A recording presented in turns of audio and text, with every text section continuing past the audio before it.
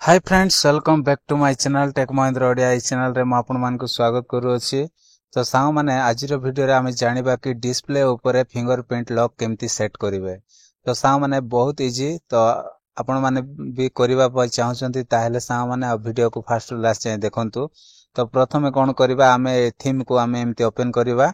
Open कला परे सांग माने एठी आपण मानकु कोन करिबा पड़िबो ना एठी सर्च रे आपण मानको एमती सर्च करिबा पड़िबो गोटे ना आपण मानको एम आई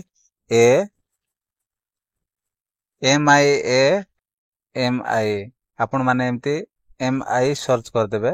सर्च कला परे सा माने देखंतु एठी आपण मानको एमिति आसी जीवो MI मेमी मेमी तो एटा आपण माने कोन करबे एठी क्लिक करबे। सेठी क्लिक कला परे सा माने कोन करबे एठी देखंतु एठी अप्लाई अछि। तो अप्लाई रे हम एमती क्लिक कर देबा। अप्लाई रे क्लिक कला परे सा माने ये कोन हे जीवो सेट हे जीवो। तो आपण माने मध्य एमती आसीबे आ डाउनलोड प्रथमे करिवे।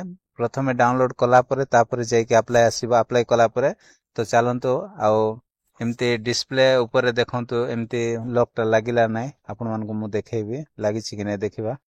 तो एटा को हम बैक करिबा। बैक कला परे सा माने एठी हम देखि परिबे पूरा चेंजिंग हे गला। तापरे एटा को मु आ स्विच टा को ऑफ करछि ऑन करछि।